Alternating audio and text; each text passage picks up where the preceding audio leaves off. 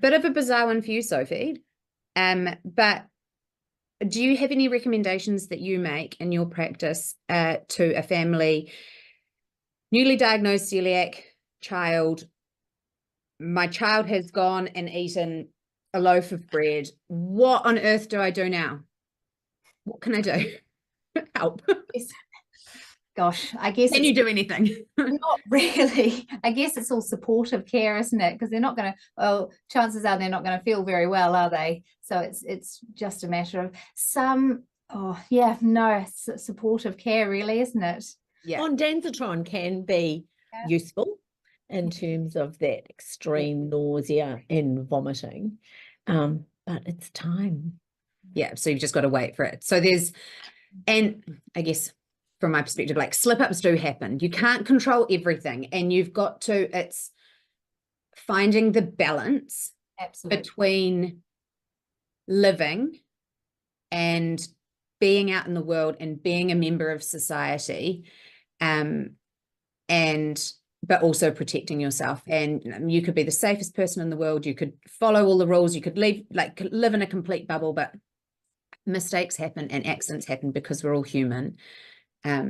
So yeah, one slip up is not going to destroy your child forever, and it will all be okay with time, is the message I'm getting from you guys. I did some work quite a number of years ago with one of the adult gastroenterologists, looking at our cohort with those who had celiac disease for at least 10 years, and we accessed that cohort through lab tests.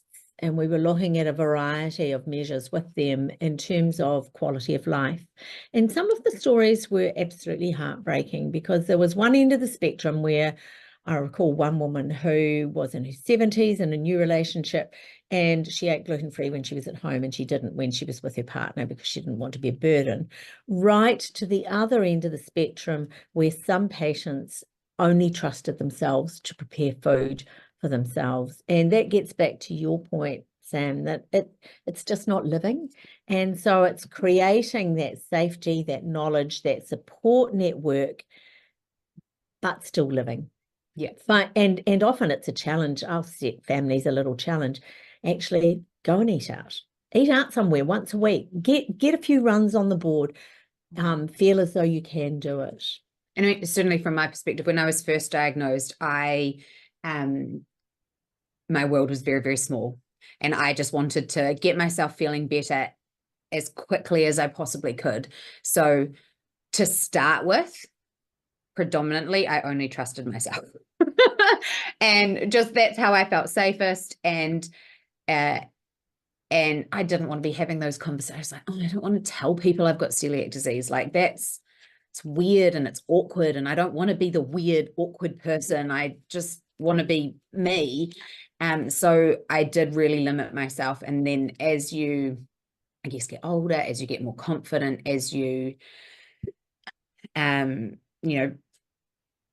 get more runs on the ladder in terms of positive experiences out, all of those conversations become easier. And also, I guess, like, I didn't want to be celiac and I didn't want to be weird and awkward, but there's nothing weird and awkward about celiac disease. It's just a fact of life, and there's nothing to be like ashamed of with that. And most people are totally happy for you to, tell people when you're out. One quick thing that just popped into my head. So very quickly, tip for if you're out with colleagues and you don't want to mention celiac disease in front of them, but you're at an event, I would sometimes sneak off and have a conversation with a member of staff at the restaurant, and just quietly tell them on my own, so that I didn't have to have like a public discussion at the table surrounded by, well, I worked in an industry that was predominantly men, so it was me at a table with a whole lot of men, and I didn't need to talk about my gastro issues. So I just quietly slip away and have those conversations. So you can kind of be a bit tactical if you need to be.